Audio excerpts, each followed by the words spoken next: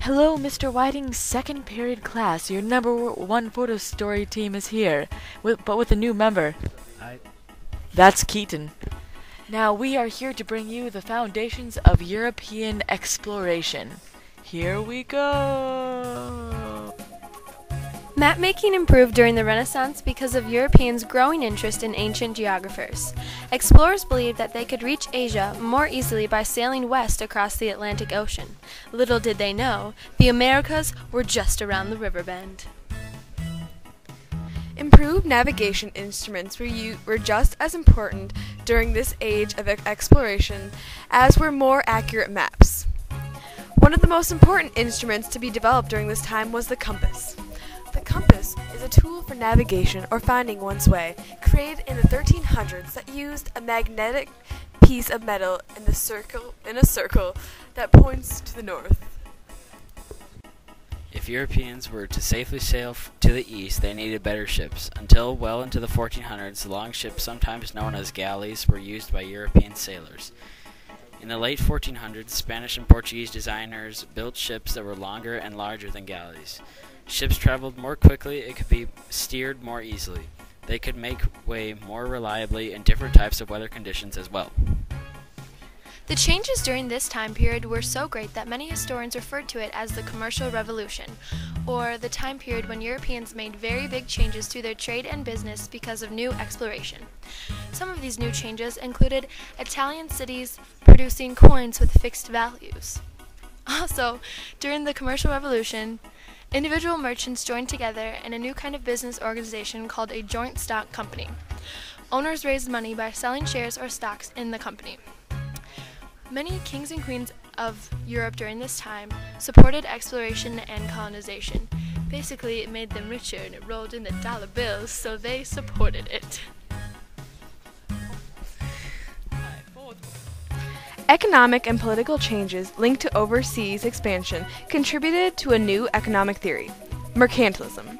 This stated that a country's government should do all it could to increase the country's wealth, which is measured by the amount of gold and silver a country possessed.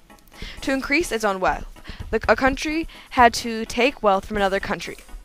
So beware, other countries.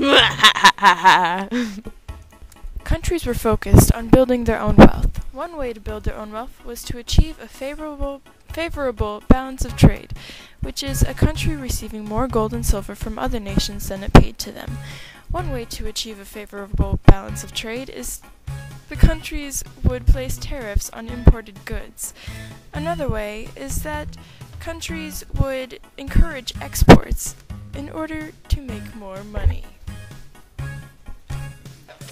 On a side note, the government provided subsidies or grants of money to help business people start new industries and build ships.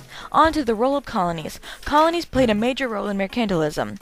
People in the home countries' colonies provided strong markets for manufactured goods.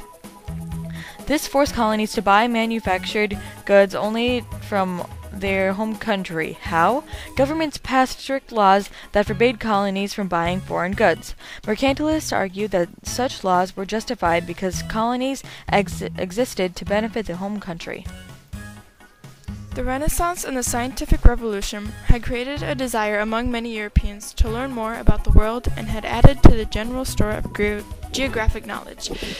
For example, the population of Europe increased, so many people went overseas to gain land and possible wealth. Other people went overseas hoping to reap quick profits. Tales of gold and silver and precious jewels, as well as fertile soil, persuaded thousands that easy wealth lay overseas. A few even went in search of fabulous cities with enormous riches, such as the legendary El Dorado in South America.